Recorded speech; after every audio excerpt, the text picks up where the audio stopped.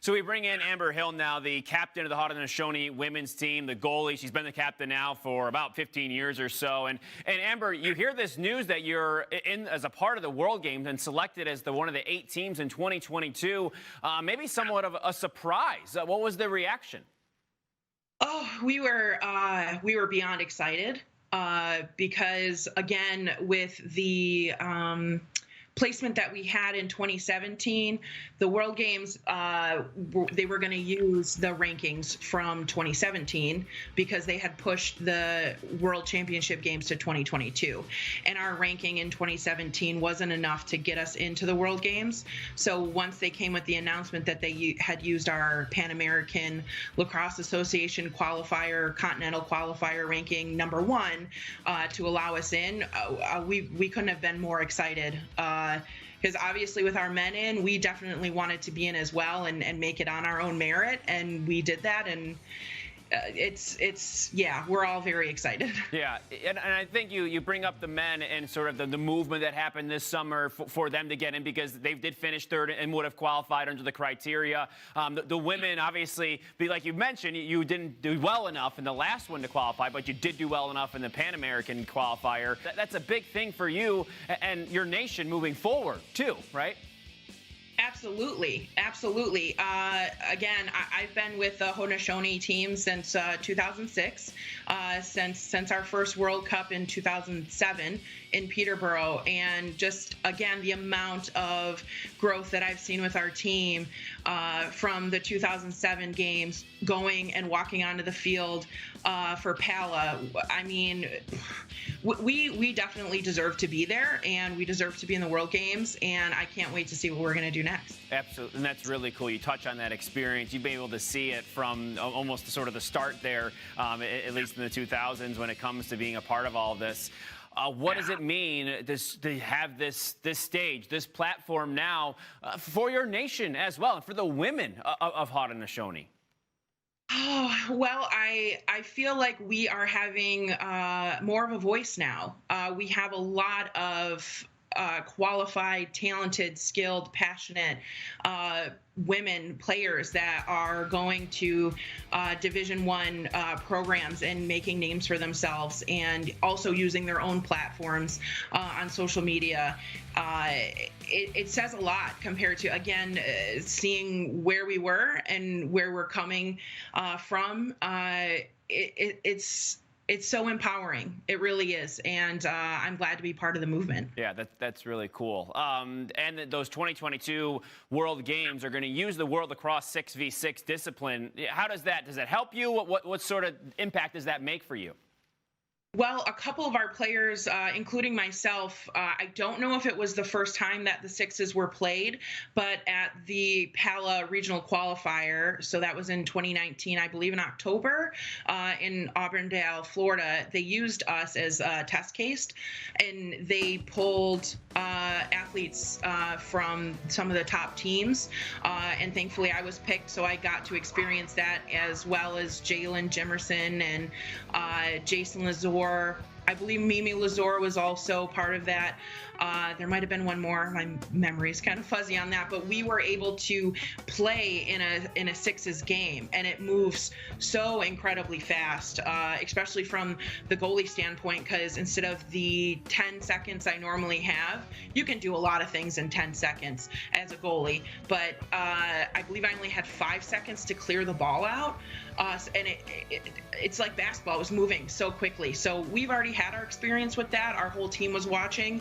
I believe our head coach, Katie Rowan, said that we were going to be practicing that as well, as you know, we have some time now since the World Championship got pushed to 2022. So we do have experience with that, and I'm excited to jump in the sixes play as well. Is there an advantage for nations like yourself, and you can see maybe internationally, if you can speak on that, as we've looked and say, well, that's another reason for the Olympic movement, obviously, maybe to not level the playing field, but help other countries, other nations that might not have the depth of the United States or Canada when it comes to lacrosse. And do you think that was something that's going to help you in terms of just numbers-wise and the talent and sort of being concentrated towards the top?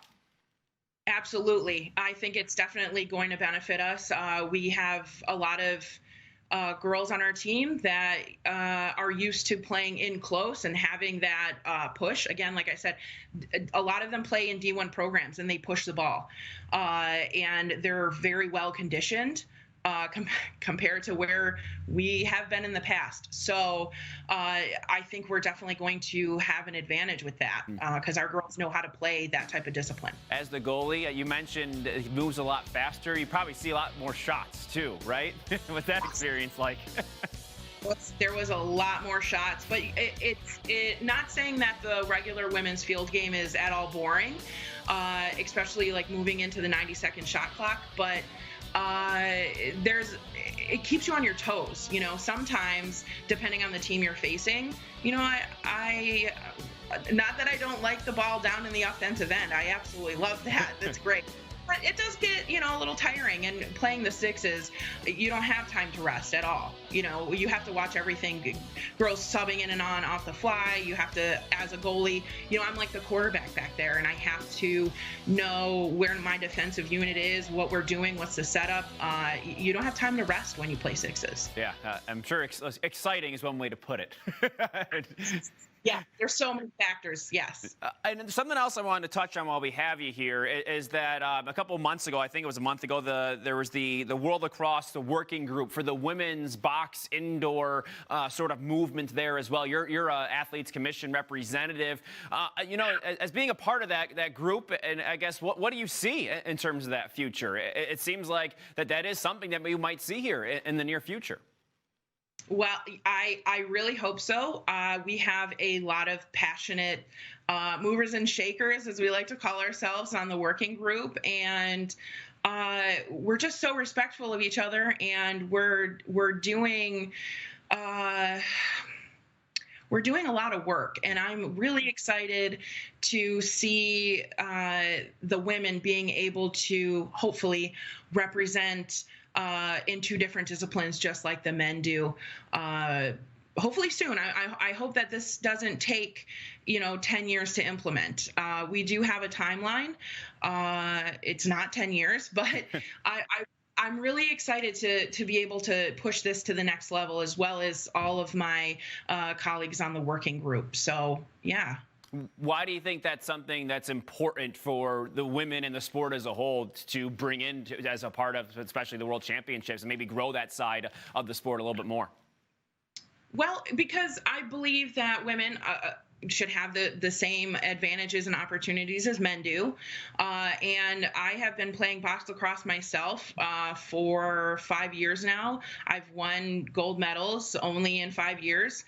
And I think it's extremely important. My daughter's 12. She started playing box when she was 3. And she's only played box with boys, and she loves it. And she takes every opportunity that she can, as well as I. And I think that the U.S., Canada, and the Haudenosaunee wouldn't have a problem putting together a team of box lacrosse, senior and U19. And we should definitely have, as women, an opportunity to do that. Yeah, absolutely. I couldn't agree more, and it's an exciting future for the sport. I'm sure you're excited about the future as well, Amber. We appreciate your time. Thanks so much for coming on, and looking forward to, at some point, hopefully everyone getting back out there and playing soon, right? Yes, I can't wait. All right, Doesn't matter. Box field, I'm ready. Exactly. Thanks for your time. We appreciate it. Thank you.